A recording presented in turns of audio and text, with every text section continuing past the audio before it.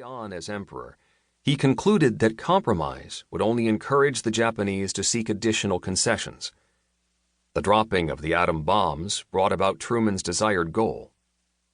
Though the emperor remained nominally on the throne, he was so denuded of power that his survival in no way compromised American war aims.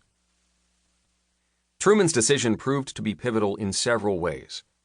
Uprooting Japan's militaristic ideology and replacing the imperial monarchy with a pro-Western democratic system led swiftly to a policy of thoroughly reconstructing Japan, down to imposing a new constitution. By putting its former adversary on this path, Truman not only served the interests of the United States, but advanced peace and prosperity. Not least, he also enabled Japan itself to flourish in the post-war era. Debate over ending the war did not end with the war.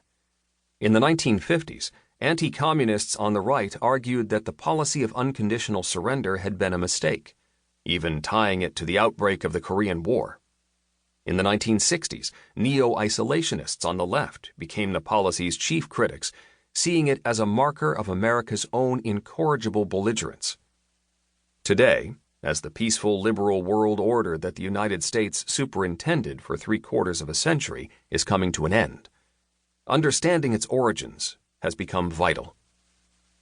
David Greenberg. Introduction. A reasonable assurance of future world peace. On January 24, 1943, President Franklin D. Roosevelt and Prime Minister Winston Churchill wrapped up their 10-day conference at Casablanca by meeting with about 40 reporters under the bright Moroccan sun. Security was tight.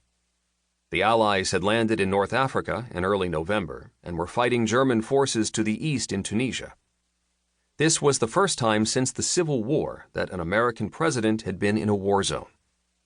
American and British planes circled overhead, and guards were stationed every 20 yards around a fenced perimeter.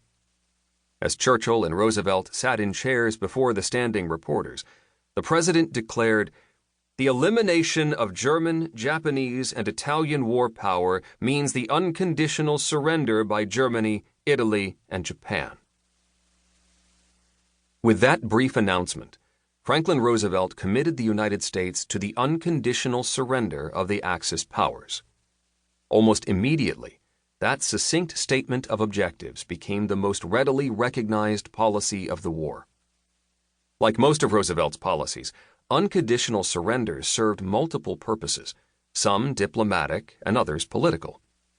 After FDR's death, however, the rallying cry of unconditional surrender became a lightning rod for Republicans and the growing number of Americans who were wearying of the war against Japan. In the final months of the war, a vigorous public debate erupted over the policy of unconditional surrender and, by extension, the very definition of victory. There was more at stake than a disagreement over the best and quickest way to end the war. The debate over unconditional surrender extended the ideological battleground of the New Deal into the international realm.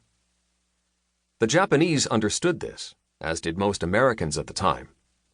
To fully explain Japan's decision to surrender, we will need to understand what the participants knew then.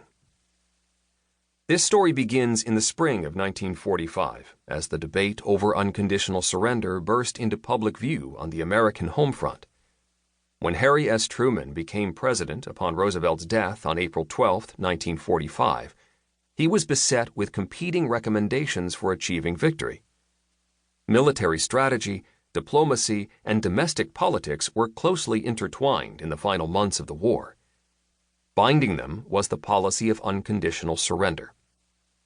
By the summer of 1945, the policy that was supposed to unify the American people in wartime had become the source of intense political debate.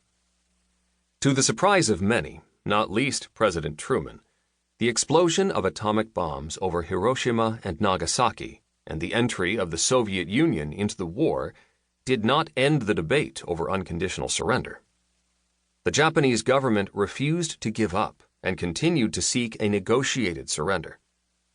The final drama of the war crystallized the debate over unconditional surrender in the U.S. and set the stage for